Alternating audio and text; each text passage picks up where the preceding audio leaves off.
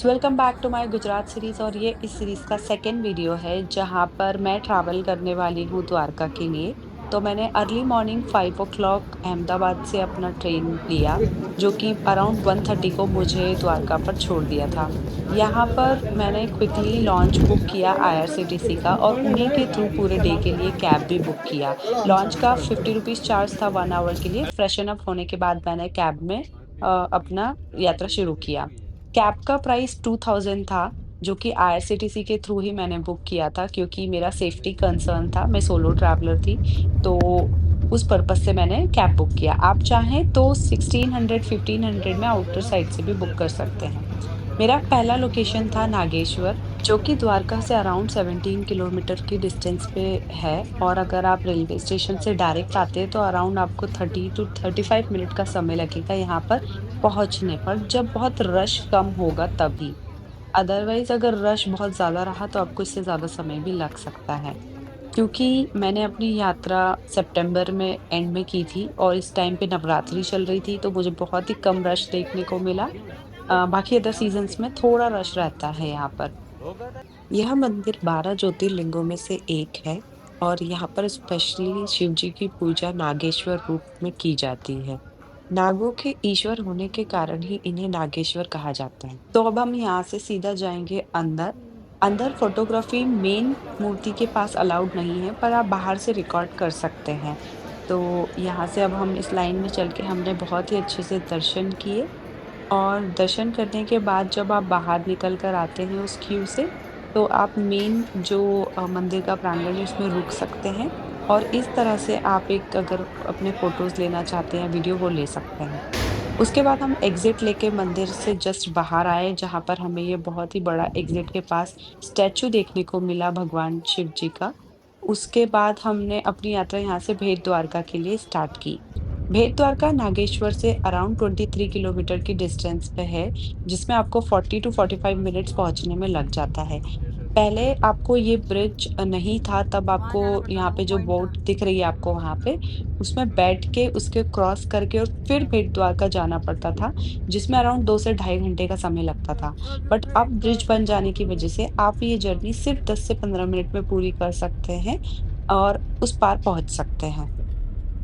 इस ब्रिज का नाम सुदर्शन सेतु है, जिसे फ़रवरी 2024 में इनॉग्रेट किया गया है और कुछ देर आप यहाँ पे स्टे करके अपने फ़ोटोज़ ले सकते हो और इस ब्यूटी को देख सकते हो। ब्रिज पार करने के बाद आपकी कैब को वहाँ अंदर जाना अलाउड नहीं है, आपको वहीं से ऑटो या ई-रिक्शा बुक करना पड़ेगा जिसका प्राइस आपको 20 रुपीज़ पर पर्सन मिल जाएगा, बट क्योंकि मैंने अपना इंडिविजुअल बुक किया था, तो मुझे 100 रुपीज़ आने और जाने के मिलाकर लगे।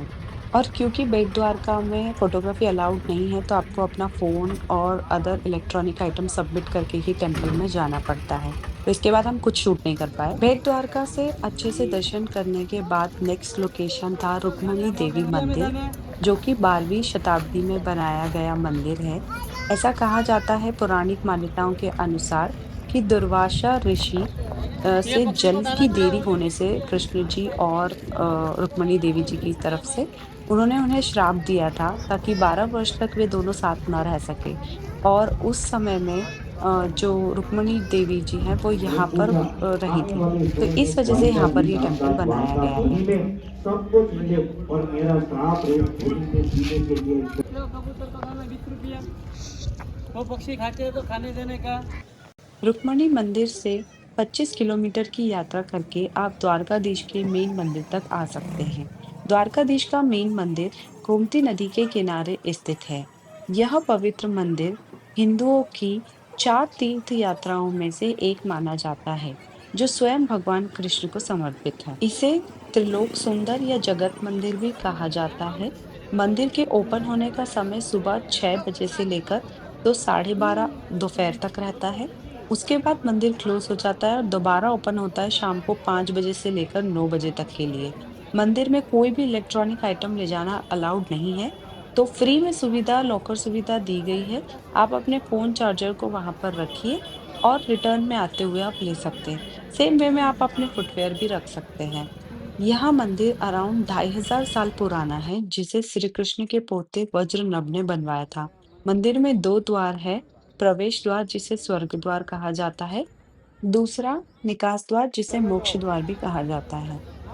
मान्यताओं के अनुसार श्रद्धालु सबसे पहले गोमती नदी में स्नान करते हैं, उसके बाद ही दर्शन के लिए जाते हैं।